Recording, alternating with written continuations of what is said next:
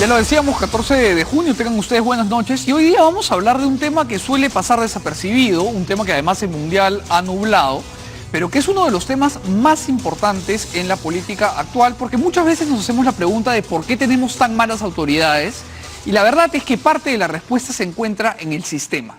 Entonces, para poder entender este asunto que es medular en el futuro del Perú, hemos invitado a 4 especialistas en la materia, que son Percy Medina, que es jefe de la misión de Idea Internacional en el Perú, Fernando Tuesta Soldevilla, que ha sido presidente de la OMPE, ex jefe de la OMPE, Patricia Donaire, que es congresista y quien además encabezó este subgrupo que intentó hacer una reforma electoral que no llegó a buen puerto. Ahora vamos a entender por qué. Y Gerardo Tábara, secretario general de la Asociación Civil Transparencia. Y yo quería comenzar preguntándole a Patricia Donaire por un artículo que tú escribiste en mayo, el 21 de mayo de 2017, que parece una profecía autocumplida. Porque tú escribes un artículo en el que hablas bien del encargo que se ha otorgado al grupo que encabezaste y dices, ojalá no pase esto, y pasó todo. Queremos empezar a entender qué pasó en el Congreso y por qué un proyecto que venía tan bien ensamblado. Y digo que venía bien ensamblado porque iba a reducir el financiamiento de los partidos por parte de empresas, reducir el financiamiento anónimo, quedaban prohibidos cualquier tipo de aportante no conocido. Por otro lado, se prohibían las dádivas, se fomentaba la ideología y la formación de cuadros y se fortalecían los partidos políticos. Y la congresista Donaire enumera esto en su artículo de Comercio, pero todo quedó en proyecto. ¿Qué pasó? ¿Qué tal? Buenas noches. Es un honor compartir la mesa con los expertos verdaderos que han sido quienes nos han acompañado en este proceso de reforma, y es quizás gracias al aporte de ellos que hemos podido avanzar con este instrumento de trabajo tan importante que presentamos ante la Comisión de Constitución y que lamentablemente pues no se concretó como una reforma integral. Sí, lo llamaron insumo, nos sentimos obviamente ofendidos porque un insumo normalmente es un... Para cocinar, ¿no? Algo para cocinar, no sé, no sabía si era la harina o era la vainilla. Esto es importante recordar de la reforma. Cuando la congresista presenta el proyecto, la comisión le dice gracias por este insumo, ¿no? Cuando había un trabajo importante detrás. La idea era que se debata el texto íntegro, no pretendíamos que se apruebe en su integridad, obviamente, tal como estaba. Podrían introducirse innumerables reformas, pero en base a ese material que se entregó, ¿no? Pero empezaron a determinar qué temas eran importantes para la mayoría, y eso es lo que ha ido saliendo, ¿no? El año pasado se han aprobado 6 leyes, bueno, en el transcurso del año pasado y este año, 6 leyes en materia electoral. Y no ha sido pues este texto único por el que nosotros hemos luchado, ¿no? Y como tú bien mencionas, se ha quedado pendiente el tema de la prohibición de los aportes ilícitos, la sanción penal para los aportes ilícitos, el tema de las dádivas, que realmente no se ha prohibido del todo. En ese tema había cierta discrepancia entre nosotros mismos y debía excluirse del todo o dejar que sea un margen como existe actualmente. Ha quedado pendiente y estamos en proceso de debate el tema de las reformas constitucionales importantes como el de la bicameralidad. Hoy día han aprobado la eliminación del voto electrónico, lo que significa para muchos un gran retroceso en el tema de elecciones, ¿no? Es decir, no estamos caminando bien, ¿no? Ese es el diagnóstico, no vamos bien. No vamos bien porque la verdad que, a ver, una norma va junto a otra enlazada, no puede ir diseminada. Y se van dando cuenta al final que... ¿por qué hemos aprobado esto? Faltaría esto. En el tema de bicameralidad, por ejemplo, tendría que ir junto al tema de circunscripciones electorales. La bicameralidad no va a solucionar el tema de la calidad de la representación.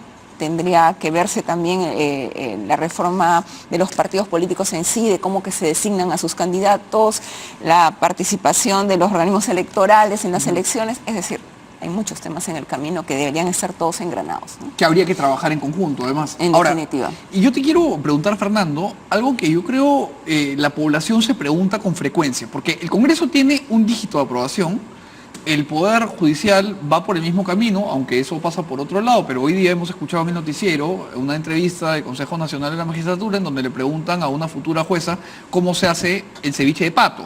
Entonces vamos viendo que la cosa tampoco va por buen camino. Y esto es verdad, acaba de salir en el noticiero de Valeria Vázquez de Velasco. Entonces, lo que quiero, Fernando, preguntarte y que me ayudes a explicar es, muchas veces el descontento popular trasciende a las conversaciones y llega a las calles. Hemos visto 3 marchas en contra del Congreso y siempre nos quejamos pues, del alcalde, del gobernador, del presidente, tal. Y no somos capaces de ver que buena parte del problema está en cómo es que los elegimos, por qué los elegimos y cómo es que hay que cambiarlo. Sí, esa es una parte. Indudablemente las reglas de juego electorales no son en sí mismas las causas del desprestigio del Parlamento. Obviamente acá hay un tema que tiene que ver con el desempeño mismo de los parlamentarios.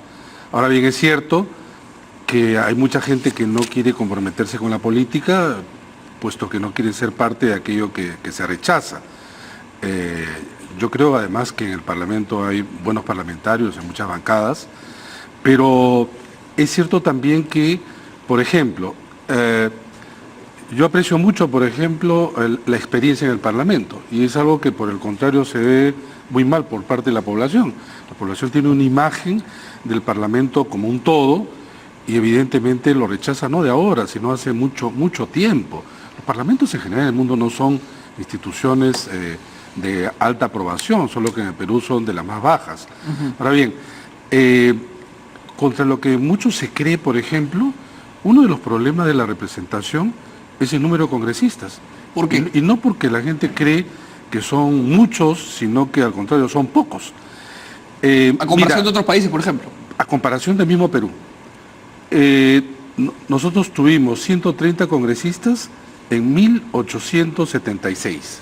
1876, donde la población era menor y donde el cuerpo electoral era minúsculo. Cuando se da el golpe y en consecuencia se elabora la Constitución del 93, que cercena el Parlamento de 240 a 120, éramos 12 millones de electores. Hoy día somos 130, o sea, casi la mitad, y somos 23 millones de electores. Es decir, tú duplicas la cantidad de electores que tiene esta representación, que es la mitad, es el doble de la representación. Y te das cuenta incluso hasta en cosas de la propia organización del Parlamento. Uno está en el Congreso, y Patricia no me deja mentir, que los congresistas, que ahora hay además muchísimas más comisiones, tienen que multiplicarse. Tú no podrías representar bien en un departamento que merece quizá, digo departamento, porque en el fondo no son regiones, debieran ser el doble, para empezar. Lima, que tiene 36, debería tener más, pero Lima debiera dividirse en unidades tales que tú puedas reconocer, digamos, a tu parlamentario. ¿Cuál es el que rige tu zona? Y ahí voy, y los limeños que nos están viendo ahora. Ellos se sienten representados, no, porque es difícil que muchos representen a muchos a la vez.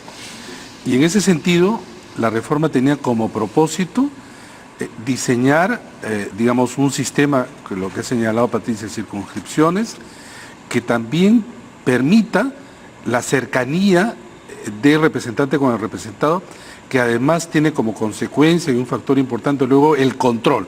Porque si yo tengo en mi unidad dentro de Lima, que sé que hay 2 representantes, sé quiénes son y también los puedo controlar.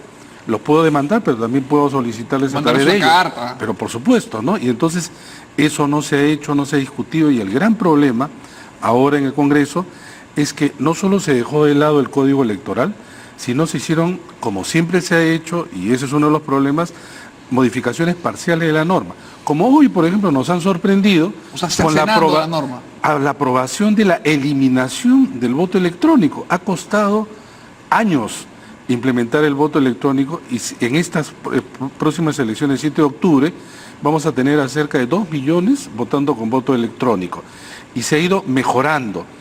El sustento de la norma que ha sido aprobada a nivel de la Comisión es bastante cargada de una serie de elementos realmente muy cuestionables, y que sin embargo están llevando a un prejuicio que va a llevar a pasos atrás en el tema de la reforma. A mí me ha sorprendido, ya sabía que se había presentado, pero que se acelere la aprobación cuando hay otros temas mucho más importantes dentro de la reforma, y esto es realmente un tema preocupante. Grave. Ahora, Gerardo, transparencia está embarcada en un esfuerzo loable por lograr que los ciudadanos tengan mejor información para hacer pues, uso de su derecho a votar con más solvencia. La pregunta que te hago es, ¿hasta Decide qué? bien se llama la campaña. Bien, decide bien. Eso es una campaña bien importante en realidad. No sé si la cámara llegará a ponchar hasta acá, pero bueno, mi camarógrafo está viendo Pokémon. Lo que les decía es que es bien importante, Gerardo, que nos expliques cuáles son los mecanismos que Transparencia ha ensamblado para poder transmitir a la población algo de información y así poder escoger mejor. Mira, hay una cosa que tiene como punto de partida. La legislación es muy importante y estamos embarcados en la reforma electoral y hay que seguir insistiendo. Pero la legislación no va a cambiar todo en general. O sea, la ley no hace magia y entonces no por la ley la gente empezará a votar mejor, ¿no? ¿Qué es lo que necesitamos? Necesitamos conocer mejor las hojas de vida de los candidatos. Hemos empezado lanzando unos mensajes que se llaman Más vale prevenir. Con nombres, algunos se han molestado, con nombres de personas que están anunciando su candidatura, todavía no la han inscrito, pero que tienen o están en prisión, o tienen investigaciones, o procesos, o un conjunto de Pero esto no es denuncias. obligatorio. No es obligatorio. Es un acto de buena fe, digamos. Sí, claro, no está prohibido que ellos postulen. Claro. La ley no les prohíbe postular. La ley no les prohíbe postular. Pero el elector puede optar por alguien mejor. Es más, la organización política puede optar por alguien mejor. Claro, el propio Hemos hecho partido. una exhortación para que los partidos políticos utilicen la ventanilla única de antecedentes que tiene el Jurado Nacional de Elecciones. Y hemos pedido al jurado que informe públicamente qué partidos están haciendo uso de esa ventanilla. Claro. La gente podrá sacar su conclusión.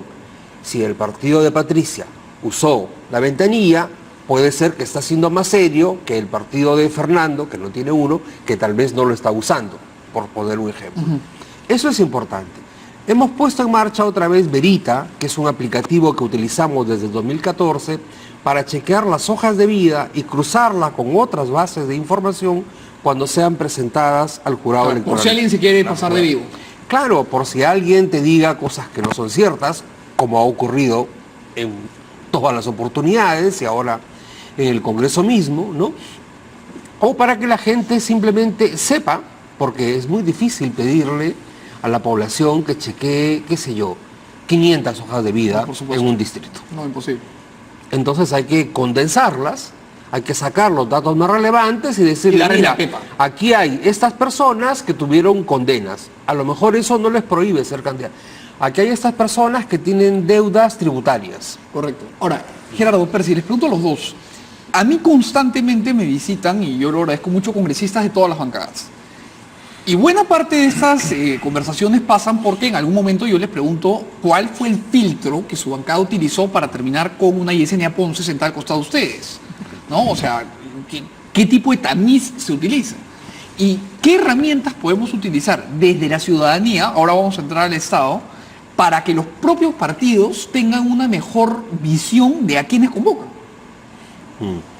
Mira, yo creo que es fundamental saber, por ejemplo, y eso OMPE lo ha estado difundiendo, qué partidos han utilizado la asistencia técnica de OMPA para sus elecciones internas. ¿Qué partidos han utilizado el mecanismo de un militante, un voto o simplemente asamblea de delegados? La gran mayoría está utilizando el de asamblea de delegados. Lo hacen así hace tiempo. Y la ley les permite que lo sigan haciendo de esa manera.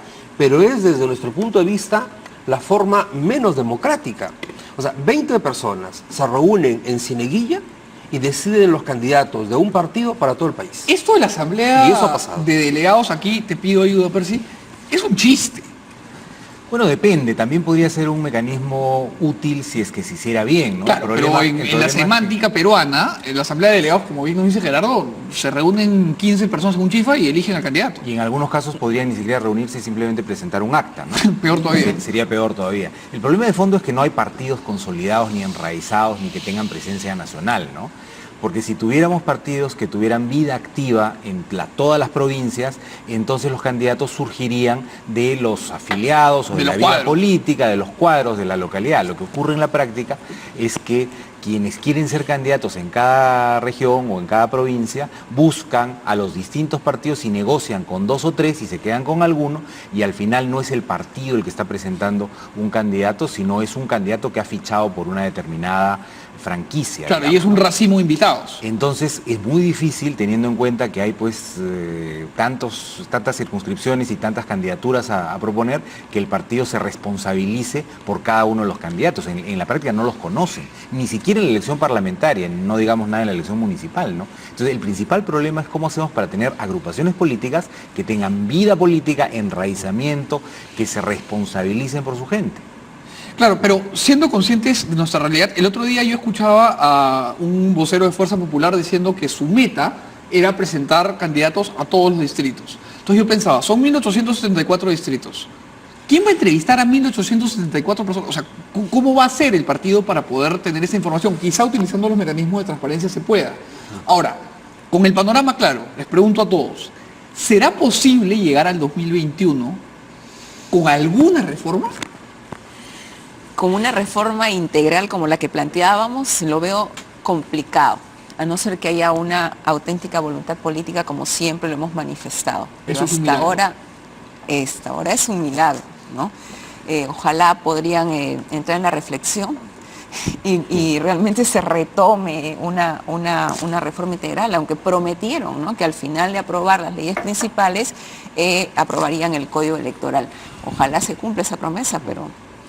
Yo creo que para seguir avanzando en la reforma hay que corregir algunos errores que se han cometido en el último año en el Congreso de la República. ¿Con cuáles? Por ejemplo, el prohibir que OMPE pida a las organizaciones políticas reportes de gastos durante la campaña electoral. Claro, porque eso de pedir el reporte después... Digamos, es un se lo poco van a raro, ¿no? entregar los alcaldes y gobernadores regionales que ganen la elección en octubre o en la segunda vuelta, van a entregarle el reporte en enero del próximo año, porque es 15 días después de que el jurado declare que todo terminó. Y los que no ganaron no reportan nunca. Y OMPE tendrá 4 meses para revisar 13.000 reportes, que es lo que OMPE calcula va a recibir.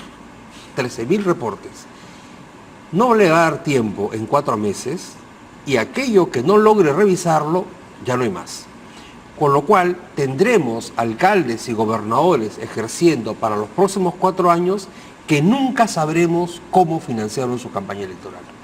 Eso tiene que ser corregido en materia de financiamiento en el Congreso de la República. La pregunta no solamente es si hay voluntad para avanzar hacia la bicameralidad o el voto preferencial. La pregunta es si hay voluntad para enmendar los errores cometidos. Claro, para dar marcha atrás. Por ejemplo, no es una marcha atrás, es en todo caso corregir ese error para que sea efectivamente una marcha hacia adelante, ¿no? O el establecimiento de sanciones políticas, porque seguimos con multas. OMPE nunca ha cobrado una multa. Aquí tenemos a un ex jefe de OMPE. No había en mi época, pero Ya, en realidad, ok. pero en En realidad, la época de Leía. cuando se apuntó por tan antiguo. la ley de partidos políticos del año 2003, ya habías nacido, ¿no? Tenía 6 meses. Creo. Pero parecía más. Mira, Debate. yo también creo que hay un serio problema. Hemos tenido tiempo porque, curiosamente, este es el Congreso que desde sus inicios se puso como meta la reforma. Se dijo. Se dijo. ¿no? Se dijo Entonces, abiertamente. tuvo tiempo. Ya se han desgastado como 2 años. Sí se necesita voluntad política. Sin voluntad política no se avanza. Ahora, los partidos han dado muestras que en este tema han ido trabajando a empujones. Por la presión de la opinión pública, los medios, en fin, sociedad civil. Pero el otro tema es que yo creo, por ejemplo, que el presidente de la República debiera comerse el pleito. Y él presentó el proyecto. Pero por supuesto, lo que pasa es que ha señalado, y esto sí me preocupa, que temas de esta naturaleza se deben discutir en el Congreso. Cosa que no es contradictorio con que él presente... Claro, él puede presentar la iniciativa legislativa y que se él discuta en el podría, Congreso. digamos, asumir como una propuesta del Ejecutivo el código, pero además en este mismo gobierno, ¿no? En la etapa de Pedro Pablo Kuczynski, se entregó una serie de medidas que pueden ser complementadas. Mira, en México, Colombia, Argentina y en casi todos los países donde se han desarrollado reformas, el Ejecutivo presentaba un proyecto y sobre eso se discutía.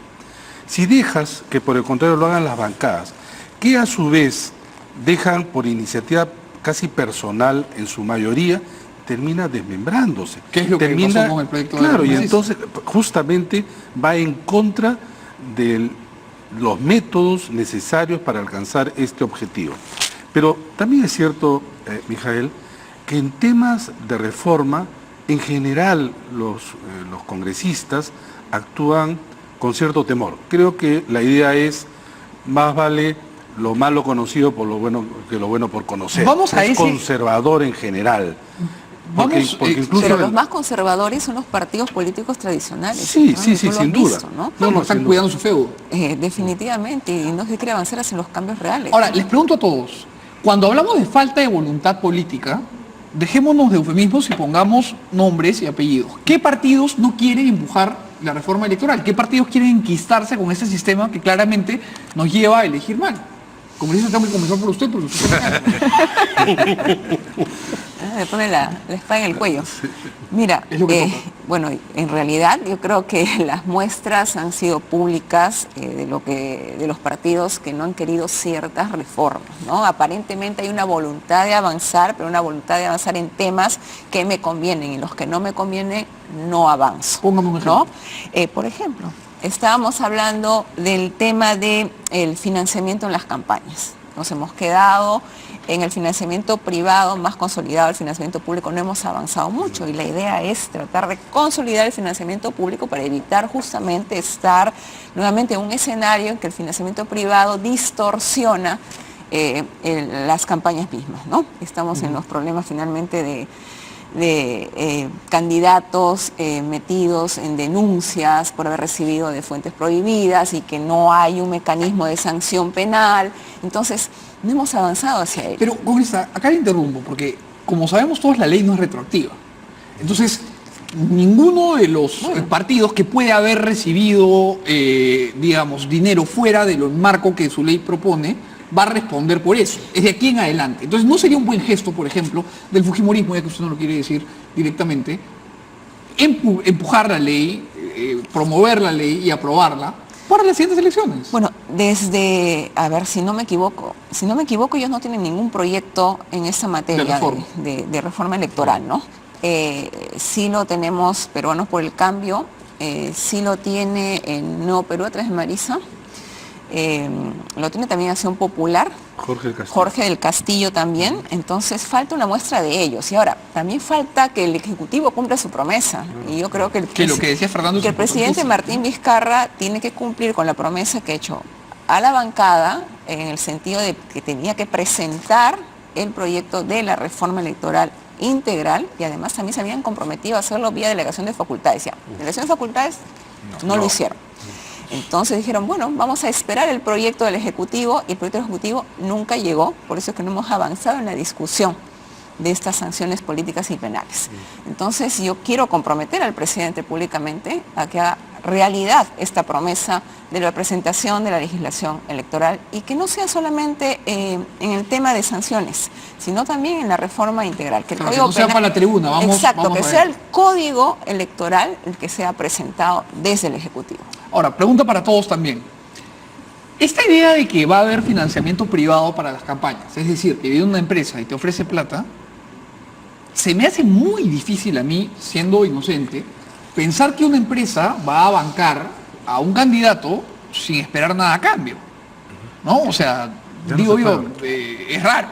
justamente se ha prohibido ahora el Ahora ya no se financiamiento puede. de empresas, ¿no es cierto? Y en la mitad de los países de América Latina Ya está prohibido y es, digamos, muy congruente con esta lógica de que la política debe financiarse por las personas y que además tiene que haber montos máximos para las donaciones, que tiene que haber un control acerca de dónde vienen los recursos y a dónde van, en fin, el poder darle al financiamiento de la política una lógica que haga que la política no se hipoteque Y a fuera los del intereses anonimato, privados, ¿no es cierto? ¿no? Y fuera del Por anonimato supuesto. en cuanto a las personas privadas. Inaceptable que haya fuentes anónimas y habrá que garantizar además que no venga dinero por debajo de la mesa, porque tú puedes prohibir que las empresas donen y por debajo de la mesa entregan un maletín con 2-3 millones de dólares. Y no solo eso, la empresa manda 10 testaferros cada uno con 100 y ya está. Es un tema Ha sido. complejo porque no todo se puede regular, ¿no? Pero también hay que cuidar, por ejemplo, los disparadores del gasto, qué es lo que va a ocurrir con la contratación de publicidad en televisión, por ejemplo, si es que se puede a través de financiar la campaña con financiamiento público directo, o mejor dicho indirecto, a través de minutos en medios de comunicación. O sea, la franja. Franja mejor administrada de lo que está ahora. Actualmente la franja cuesta como 10 millones de dólares por cada elección, poco más de 10 millones de dólares por elección, 30 y tantos millones de soles, y tiene un impacto mínimo. Entonces no se pueden usar esos recursos de mejor manera para tener un mecanismo que permita a los partidos expresar sus puntos de vista durante la campaña. No se podría regular mejor el acceso a medios. En fin, yo creo que hay mucho trabajo por hacer y sobre la base de esos recursos se podría tener un financiamiento público de campañas, porque actualmente lo que tenemos es un financiamiento público de época no electoral, pero no tenemos un financiamiento público de campañas. Entonces eso valdría la pena trabajarlo, por ejemplo. Ahora, hoy Cecilia Valenzuela puso un tuit ironizando, pero que la verdad es que me dejó pensando, en donde decía, ahora que han prohibido que el Estado invierta en medios, ¿qué tal si los políticos tampoco pueden invertir en campaña en medios? ¿No? O sea, alejémonos pues y terminemos esta separación de una vez. Claro, Mira, evidentemente estaban criticando la ley. Sí, dos cositas quisiera comentar sobre eso. Uno, la importancia de lo que dice Percy revela otra vez la importancia de aquello que no nos cansaremos de repetir. Sin un efectivo control, ¿cómo vas a saber que una persona no dio más de la cantidad de dinero que la ley le permite? Claro.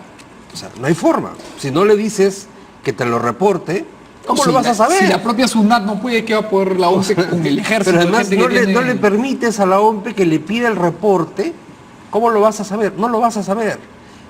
No, ok.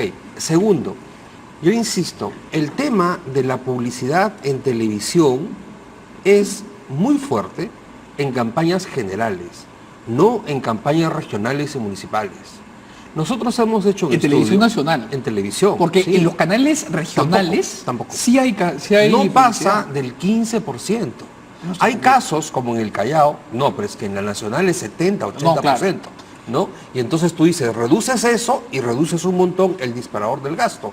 Pero en Arequipa tú puedes ganar la elección invirtiendo solo el 15% en publicidad. Lo que hace el candidato en Junín para ganar el gobierno regional no es contratar en la televisión de Junín, es recorrer todo el departamento de Junín haciendo regalos, poniendo pintas y todo lo demás. Ahí va el principal gasto.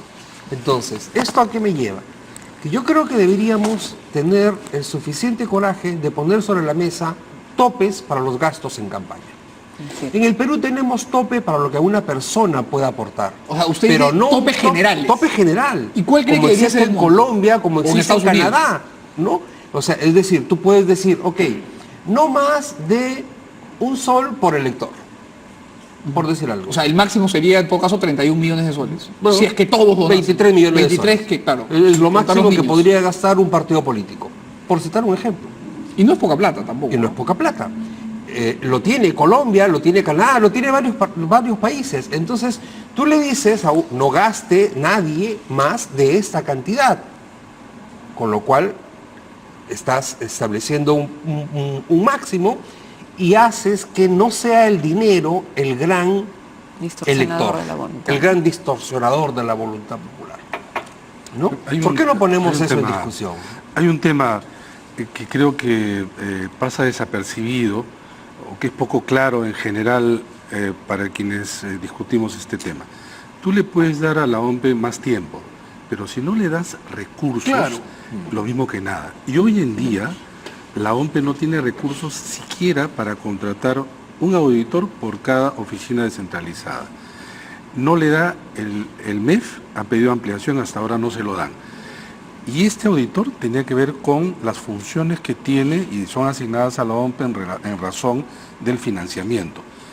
Solamente una persona. Ahora, ¿tú te imaginas lo que tiene que hacer la OMPE para supervisar las 13.000 listas, por ya no decir también los candidatos, titánica. Porque ahora la norma establece que también es el candidato quien tiene que reportar? En los últimos años, desde el 2003 de la ley de partidos políticos, se le ha asignado a los organismos electorales más funciones, más competencias, pero no más recursos.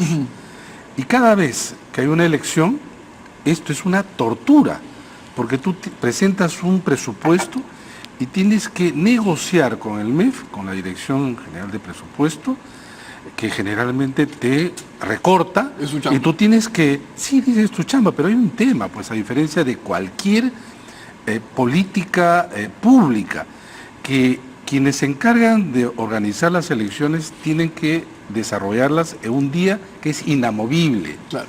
Tú puedes postergar el día de inicio de clases, una vacunación la puedes mover, qué sé yo, pero las elecciones no la puedes mover. Y en consecuencia, toda la organización tiene que estar de tal manera articulada para que esto se desarrolle sin problemas. Pero si no le das recursos, le puedes dar tiempo, le puedes dar normas, pero si no le das recursos, ¿cómo van a poder enfrentar y cumplir las funciones que obligatoriamente les compete? Porque mañana más tarde, si no las cumple, ¿tú crees que alguien va a decir, oye, faltó presupuesto? Simplemente vas a criticar a la institución. En consecuencia, no se ve mucho esta parte, quizá digo un poco oculta, pero que Pero que sí es ahora relevante. pero ahora están muy presionados. ¿Tú te imaginas el caso del Jurado Nacional de Elecciones con el tema de dádivas? No es posible supervisar ni fiscalizar a todos los candidatos. Son miles. No tiene, son miles. Y luego va a salir una denuncia por televisión por acá, otro medio por allá, van a Por eso mandar era una bueno foto, un video. prohibirlas definitivamente. Todas. doctor. Sí, Yo pensaba en pero- eso, pero también sí. ellos decían, ¿y cómo Sí, inspeccionamos? sí, que pero se digamos, cumpla? incluso así tendrías que supervisar. Por eso. Entonces, creas normas, les dan competencias, pero no les entregas Claro, recursos. eso es lo que los gringos le dicen enforcement. Claro. No hay cómo aplicar la ley. Así es. Ahora, les suelto una pregunta a todos que a mí me da vueltas en la cabeza y quizás esto tiene que ver con mi formación como abogado, pero se discute mucho si es que los que están imbuidos en un proceso judicial deben o no poder postular. Y, digamos, es un atavismo legal mío, pero yo tiendo a decir que sí, porque se presume la inocencia. Entonces, no puede uno limitar la posibilidad de un ciudadano a hacer ejercicio de sus derechos políticos si es que un juez no dice que es culpable. Pero, lamentablemente, acá en Perusalén hay casos en donde flagrantemente la persona está metida en cosas que no debería estar. Ese caso, por ejemplo, del señor Álvarez en Ancash. Entonces, ¿cómo podemos acortar esa distancia entre quienes están en un proceso esperando la cosa juzgada de un juez y quienes han hecho travesuras y se están metiendo por el hueco? Yo te devuelvo la pregunta, Mijael. ¿Alguien sabe de las personas que nos está viendo? Supongo que alguien sabe. ¿Dónde está el congresista Benicio Ríos Oxa? Congresista por el Cusco de Alianza para el Progreso. Cuando él postuló, tenía un proceso judicial porque había cometido delitos de corrupción cuando fue alcalde en una provincia del Cusco. Ahora ha sido condenado en segunda instancia. El Poder Judicial ha pedido la orden de captura. El Congreso le ha dicho, pídeme que le levante la inmunidad, y el Poder Judicial le ha dicho, no tengo por qué pedírtela porque el proceso viene de antes. previo. Y el señor está yendo al Congreso, está yendo al Pleno. No lo he visto, pero No es que está. acá hay un problema. No está. de- El señor Benicio Ríos traía un juicio y así postuló. Pero escúchame, acá hay- Benicio Ríos Oxa. Vanesita, yo te pido un favor, googleemos la cara del congresista Benicio Ríos Oxa, pongámosla en pantalla a ver si alguien lo ha visto, como buscando a se Wanda. busca. Sí, se busca, o sea, a ver si alguien Pero sabe dónde escúchame está. A lo una mejor cosita, tiene que entrar por una recompensa. el problema que explica el doctor es el siguiente. Claro, el Congreso le dicen pide el elemento de inmunidad y no procedería el pedido porque según el reglamento del Congreso, la inmunidad no te alcanza cuando cometes el delito antes de ser elegido supuesto. y hasta un mes después. Entonces, hasta ahí estamos bien. ¿Debería el Congreso decir no tenemos nada que hacer? te vas a la cárcel, pues, ¿no? Pero lo que dicen es lo siguiente, que la Constitución, que es la norma madre, no hace ese distingo. Por eso es que terminan pidiendo que sí se solicite el aumento de inmunidad. De ahí que yo insisto en proponer que eliminemos la inmunidad, aunque muchos de ustedes me dirán que no. De acuerdo. ¿No? Pero fíjate, hay otro caso que abona a tu favor, Patricia. El congresista Richard Acuña. Disculpa, Gerardo, acá está el doctor. Así. El doctor Benicio, ¿no? En una posición milagrosa, está para ustedes. Si alguien lo ve, por favor, nos manda un WhatsApp, nos manda un Twitter y bueno, vamos a dar una recompensa. Será un panetón o algo así, espartano, él módico. dijo que cuando la sentencia quede en segunda instancia se entregaría. Y ya Bueno, está, ¿no? ya está en segunda instancia, entonces ya saben, ahí está el señor Benicio, acá hay Ahí un está con chocotón los brazos abiertos, esperando, creo. ¿no?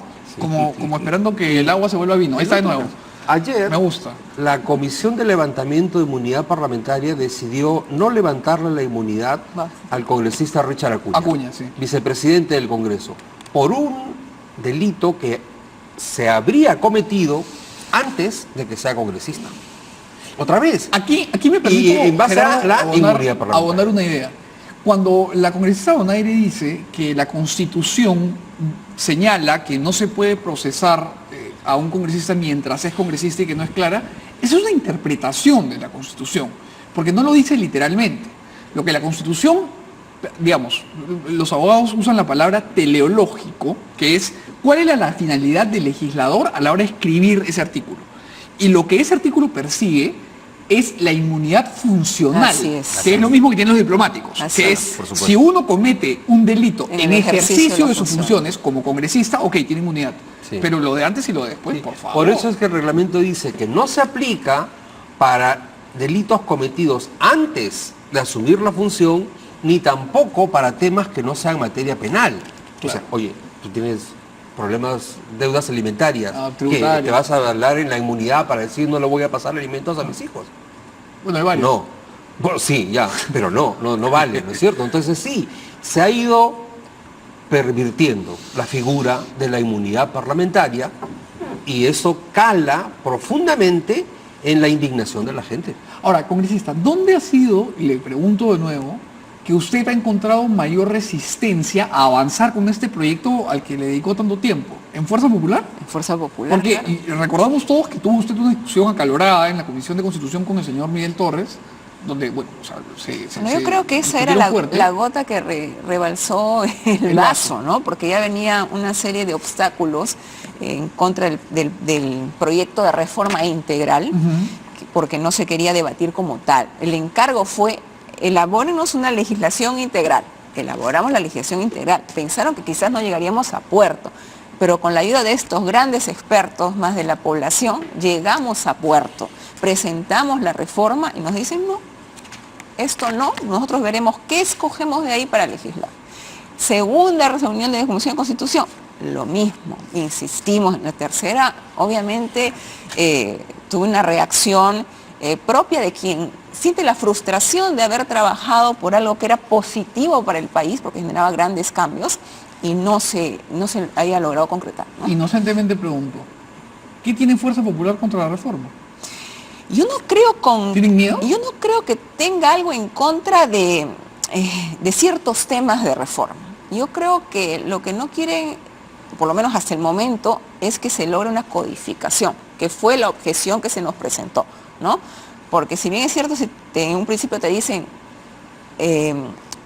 trata de unir las leyes que están dispersas, haz una codificación electoral y luego te dicen, no, nosotros veremos qué sacamos de ahí. Entonces, no hay una objeción en sí a lo que es temas de reforma dispersos, pero que generan más desorden legislativo, ¿no? Claro, pero de repente, inocentemente también, Fuerza Popular teme que si es que esta reforma se lleva a cabo de manera integral, su candidata o sus candidatos para las regiones, para los distritos pierdan fuerza. Bueno, es una percepción de lo que podría ser la opinión de ellos, ¿no? Y yo no sé en sí qué es lo que piensan, por qué no lo integral. De repente, como se comentaba acá, algunos partidos, algunos políticos tienen miedo a los cambios, ¿no? Creo que Y es un tienen prejuicio, ¿sabes qué? Mucho tiempo con el mismo sistema. No, porque incluso en el propio código ellos podrían introducir los cambios de aquellos temas que, digamos, les interesa. preocupa y aprobarlo, porque no se aprueba pues todo el paquete sí o no. O evidentemente merecen algunas modificaciones según cada bancada. Sí creo que tiene un prejuicio y sí creo que tiene un temor. Y yo creo, por ejemplo, que están cerca de Keiko Fujimori, tienen un temor. Fernando, te voy a pedir un favor. Sí. Ese temor me lo vas a contar después de la pausa de Arriba Alianza, porque tenemos que hacer un programa. Volvemos. Bien, ya estamos de vuelta aquí en Contacto y Fernando Cuesta tenía una tesis que sostiene que el fujimorismo tiene miedo. Yo creo que le han transmitido a Keiko este temor, porque ¿Quién? No es razonable, ¿no? Te puedo decir, yo no conozco exactamente quién está, de sus asesores principales en todo caso, porque mira, si tú tomas el código y dices, bueno, imaginemos que se apruebe, ¿quiénes se ven perjudicados y quiénes se ven de alguna manera fortalecidos? Yo creo que los partidos más fuertes. Se ven fortalecidos. O en todo caso, no afectados de la manera que se cree. Hay 23 partidos políticos inscritos legalmente. Yo creo que la mayoría no podría cumplir muchas de las normas y exigencias del código. Y visto así, tú dices, oye, pero si les conviene. De hecho, Fuerza Popular debería pero ser por el supuesto, primero en pasar. podría cumplir muchas de las cosas que ahí está. Por ejemplo, si Fuerza Popular es vulnerable a, en campaña, recibir dinero privado, si el código te dice, va a haber financiamiento público de las campañas, vamos a tener más minutos y tiempo en televisión porque se aumenta la franja, ya ahí rebajas drásticamente el presupuesto que necesita como campaña. Y está de alguna manera protegido, no solamente Fuerza Popular, sino otros. Entonces, si lo ves de manera un poco más de detalle y conocimiento, yo creo que Fuerza Popular debiera aceptar ir al código, como es la bicameralidad y otros. Yo creo que tiene muchos prejuicios y creo que quienes están asesorando aquí con Fujimori no conocen de estos temas. Entonces, no conocen lo que usted cree es que el prejuicio viene por ignorancia y no necesariamente por mala leche. Bueno, en todo caso, lo que estoy diciendo es que si es que se aprueba, ellos no serían perjudicados. Como mucha gente cree, no, si se aprueba en realidad este es en contra de Fuerza Popular, yo no creo. Lo que pasa es que a los políticos a los que les ha ido bien con estas reglas no tienen incentivos para cambiarlas. Claro, si les va bien así, ¿para qué lo van a cambiar? Exactamente, ¿cuál es el incentivo? Y hay que generar ese Por eso incentivo desde la opinión pública, conocer. ¿no? Exacto. Y bueno, y mira a los congresistas también que nos han tocado, ¿no? También no nos ha ido tampoco. Les pregunto a todos por un asunto que es bien importante que se ha aprobado hoy por insistencia en el Congreso, y es que se ha aprobado la ley que prohíbe la publicidad estatal en medios. Quiero saber qué opinión tienen. Mira, nosotros como Transparencia suscribimos el día de ayer, antes de ayer, un pronunciamiento por iniciativa del Consejo de la Prensa Peruana, IPIS, la Sociedad de Radio y Televisión.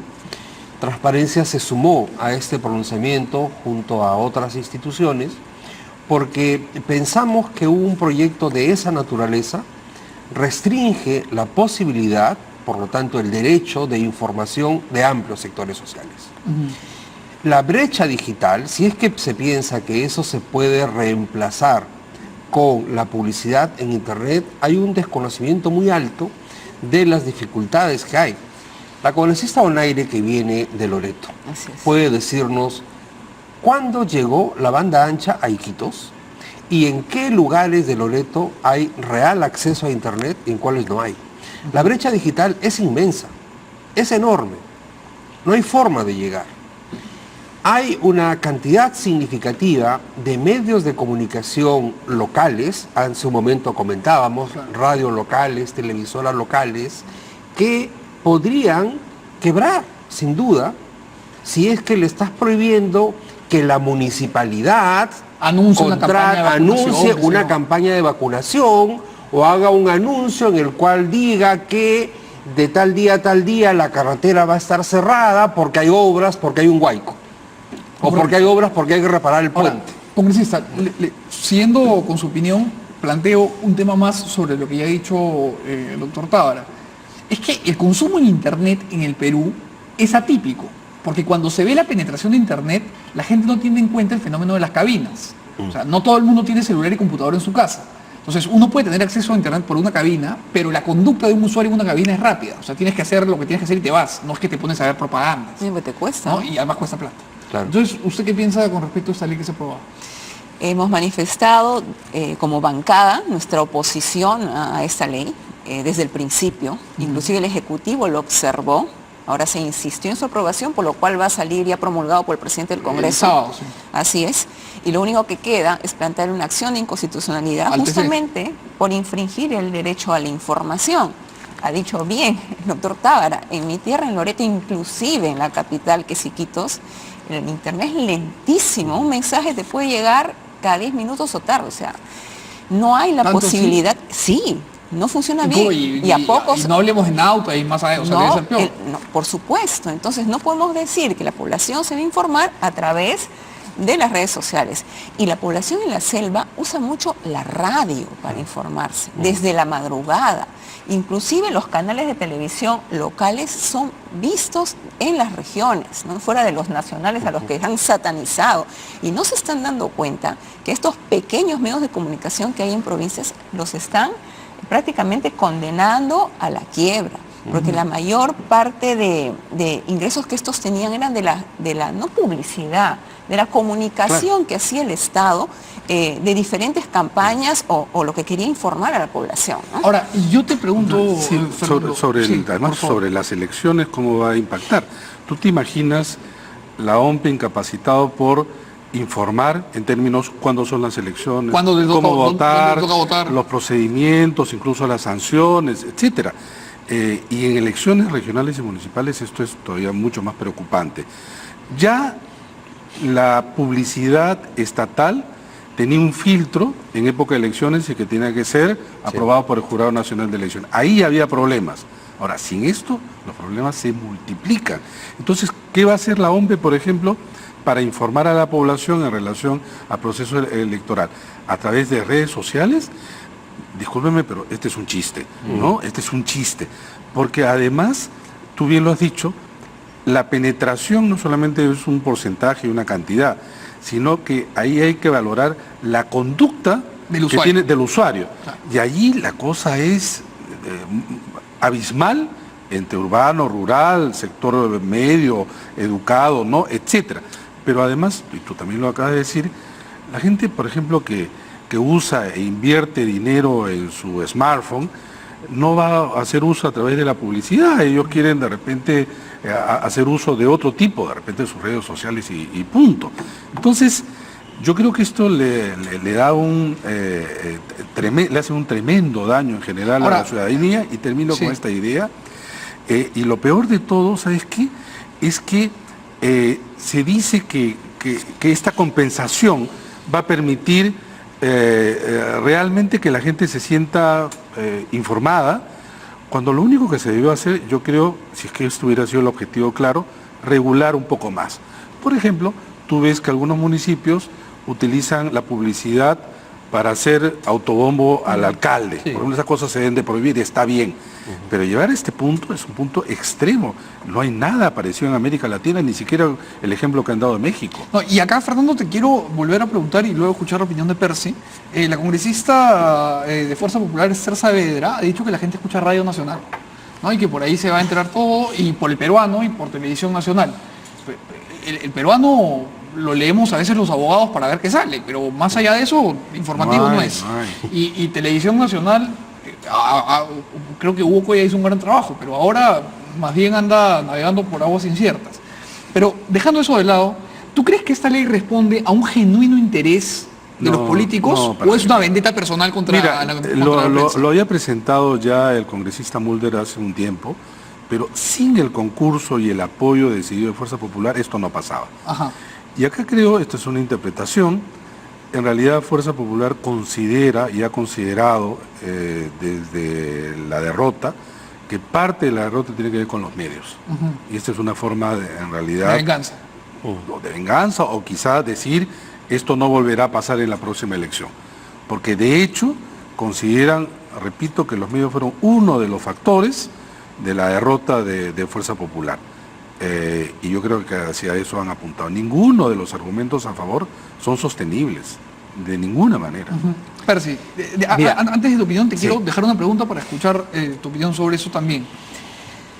Aquí nadie, en su sano juicio, sería capaz de decir que el Estado esté regalando publicidad a todos los medios. O sea, eso es una locura.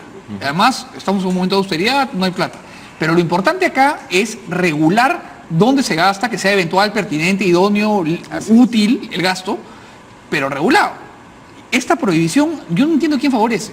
Bueno, en el mundo entero lo que se busca es que los gobiernos informen más, rindan más cuentas, puedan dar información a la gente sobre sus servicios para que se usen mejor. Es el tipo de recomendación que se le hace a cualquier gobierno del mundo, ¿no? Entonces estamos yendo aquí en contrasentido con eso, porque se está limitando la posibilidad de que el Estado comparta con la ciudadanía los beneficios que puede tener el uso de determinados servicios, que cambie la cultura política, que genere otros hábitos de comportamiento, en fin. Entonces yo creo que está yendo esta ley contra la idea de que el Estado tiene que comunicar más en lugar de comunicar menos, ¿no? Y evidentemente es posible que la regulación previa sobre este tema no haya sido suficiente. Hay una ley de hace más de 10 años que probablemente no se cumple adecuadamente, pero tal vez había que mejorar esa ley, efectivamente. Mejor, ¿no? Hay que hacer algunos ajustes para garantizar que no se desperdicien los recursos en publicidad que no tiene una finalidad concreta, en fin, pero más allá de eso, el prohibirla parece un contrasentido, ¿no? Y además, a raíz del ejemplo muy bueno que puso Fernando con respecto a la OMPE, me quedé pensando, cuando salió el DNI amarillo para niños, todo el Perú se enteró a través de los medios. Por supuesto. Claro. Cuando fue la campaña contra el fenómeno del niño, todo el Perú se enteró que había que donar a través de los medios. Entonces, yo no sé cómo va a ser la congresista Saavedra para contarnos esto por Radio Nacional. Porque además son cosas que requieren campañas, es decir, Claro, es una cosa larga. Es una estructuración de mensajes que no solamente se pueden emitir por un solo canal, ¿no? Y además, fantástico hubiera sido que el congresista Mulder presente esta ley cuando García era presidente, ¿no? ¿Y dónde se gastó mucho? Digo nomás. Yo creo que la regulación es necesaria, sin duda. Y que esta ley, esperemos que el Tribunal Constitucional la declare efectivamente inconstitucional y la expulse del ordenamiento jurídico. Y además, que ojalá no lo haga tarde rápido, ¿no? mucho tiempo en eso. Y luego cuando se regule la publicidad, habrá que regular también cuánto pueden tener canales de televisión propios las entidades del Estado. Correcto. O programas. El Congreso tiene un canal de Sí, televisión. claro. Correcto. Bueno, señores, ha llegado la hora de terminar el programa, se nos ha ido volando el tiempo. Quiero terminar haciéndole una pregunta al doctor Tuesta, que es una especie, ya le decía yo, de brujo. ¿Cuánto queda el partido de Perú? ¿Cuánto queda el partido de Perú? Fírmelo. Mañana no tenemos un programa. No, fírmalo. Dale. 2-1. Para Perú.